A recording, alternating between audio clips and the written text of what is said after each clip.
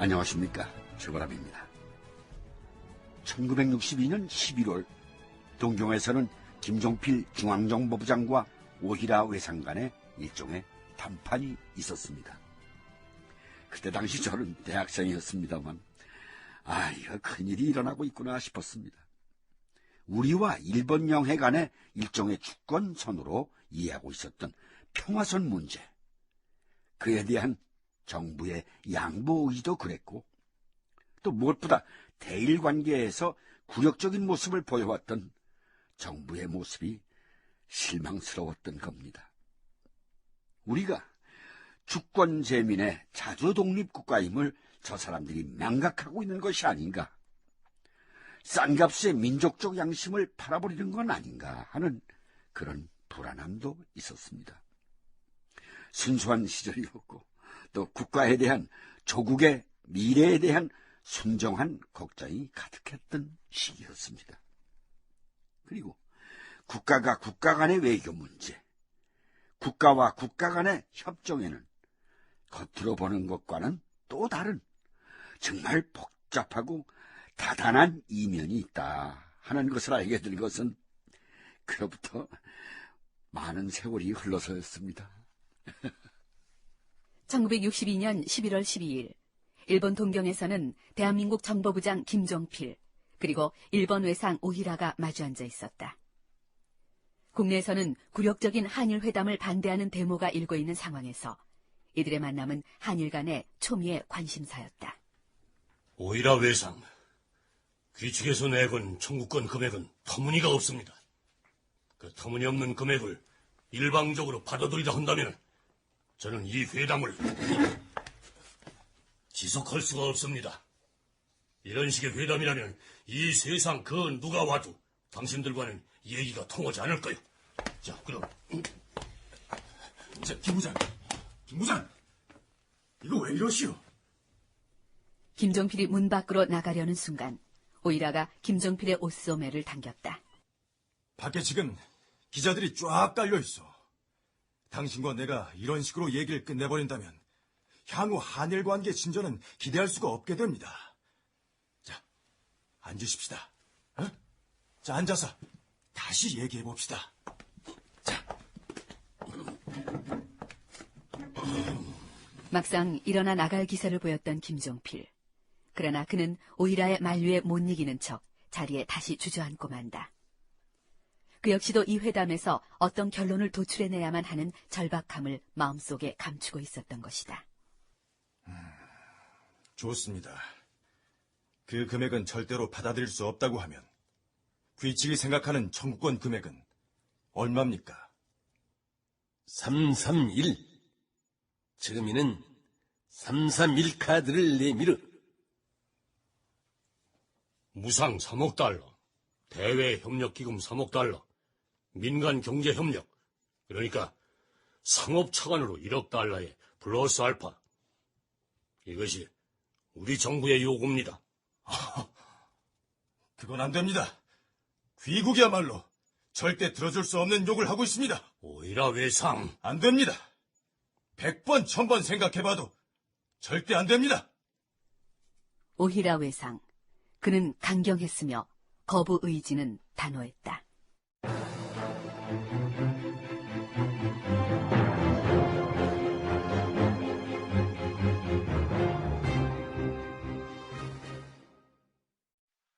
아직 아무 소식이 나오지 않고 있습니다. 그래요. 비슷한 시각, 박정희는 주일대사 배의환으로부터 상황을 보고받고 있었다. 청구권 금액에 대한 합의가 쉽게 이루어지지 않는 모양입니다만 지금까지의 교섭 결과를 갖고 공식, 비공식적으로 확인해본 결과 총 5억 달러 선까지는 가능할 것 같습니다.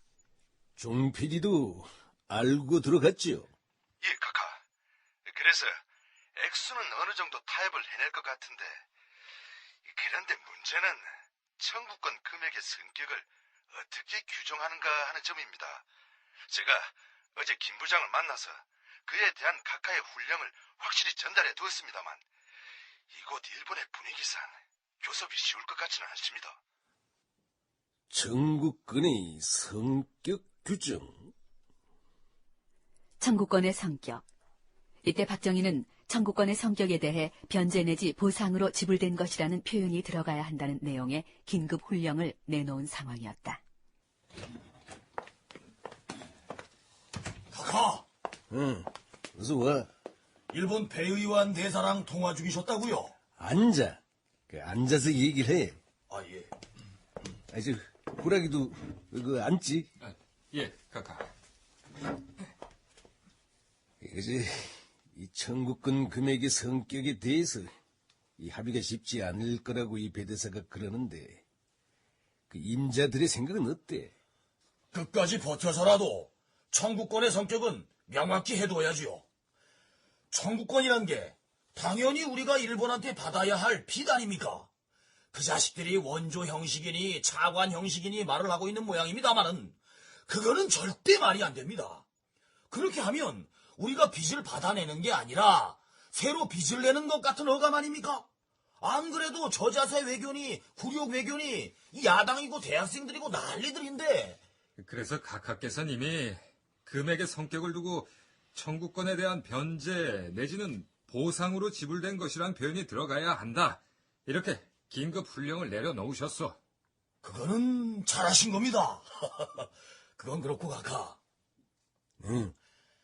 요즘 분위기가 술렁술렁합니다. 일부 대학생들은 반외세 민족주의를 끝까지 지켜나가자 하면서요. 이 반외세 민족주의란 게 뭔 말이야? 혁명정부가 처음 표방했던 민족적 민주주의를 포기하고 미국의 방위블록 안에 갇히게 되었다. 그것을 거부한다. 이런 얘기입니다. 또한 일본과 관련해서는 일본의 문화, 일본의 경제가 침투하게 되어 한국이 또다시 일본의 식민지화 되는 것을 경계한다는 것입니다. 그 다 쓸데없는 소리고, 우리가 일본의 식민지가 되지 않는 유일한 방법은 경제성장뿐이야. 응? 그러니 그건 세상도 모르고 시대도 모르는 이상주의자들의 그저 이상론일 뿐이야. 일일이 신경 쓸 거 없어. 그러나 시위가 점점 더 확산되고 있는 게 걱정입니다. 이러다가 학생들이 조직화되면 각하의 민정이양 계획에도 차질을 빚을 수 있는 일입니다. 그 전에 이 실장은 뭐가 그렇게 조심스럽소? 그냥 쉽게 얘기해서 카카, 그런 놈들은 총이나 탱크로 확 그냥 어허, 아직 그럴 일은 아니야. 먹고 살기도 힘든데 틈만 나면 데모를 해서 국론을 분열시키니까 답답해서 드리는 말씀입니다. 학생들의 주장이 모두가 틀렸다고 할 수가 없어요. 들어보면 일리 있는 말들도 있다고. 그런 마당에 무력으로 제압한다고 해서 제압이 되겠소? 대화를 통해 해결해야 될 부분이 있으면 일단 대화를 하고 납득을 시켜야 한다는 게 각하의 생각이고, 또 내 생각도 그렇소만. 카카, 이우라 실장, 두 분은 언제부터 그렇게 민주주의 신봉자였습니까? 이때까지 박정희 의장은 한일회담 반대 시위에 그다지 강경했던 것 같지는 않습니다. 그 이유에 대해 어떤 분들은 그러시더군요. 박 의장은 당시만 해도 학생들의 시위가 일본에 대한 타성적 거부감과 또 민족 감정의 발로라고 단순히 파악했다고 말입니다.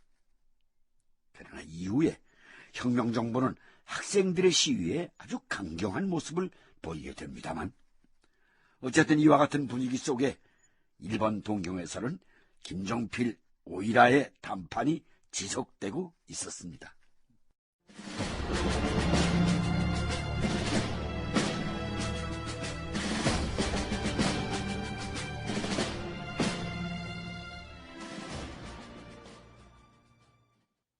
우리 측 제안을 다시 하겠소.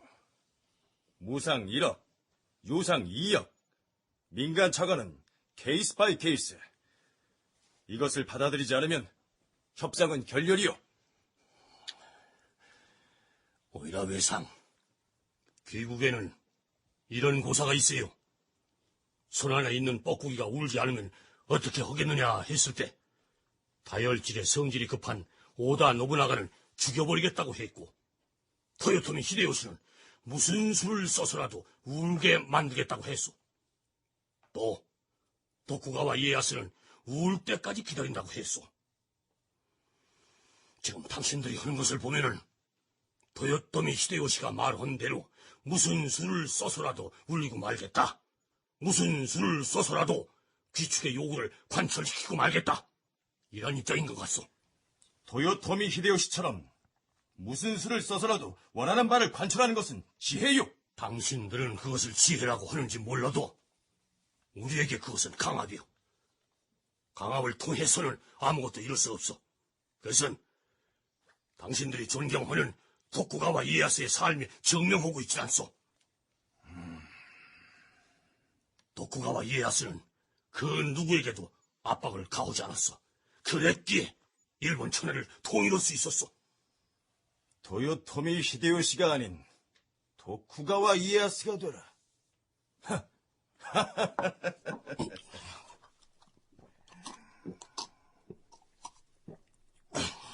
이때 김종필은 목이 탄 듯 물을 들이킨다. 그리고 마지막으로 우리 측 최종원을 내겠소. 종필이 최종적으로는 321 카드를 써. 그 이상 양보는 안 돼. 무상 3억 달러, 유상 2억 달러, 민간 차관 1억 달러. 귀국에서 이것을 받아들이지 않으면 우리야말로 협상 결렬을 선언할 수밖에 없어. 김종필은 박정희와 최종 밀약으로 결정된 카드를 꺼내들었다. 더 이상 협상의 여지가 없는 마지막 카드였다. 만일 일본 측이 받아들이지 않는다면 김종필로도 어쩔 수 없는 일이었다.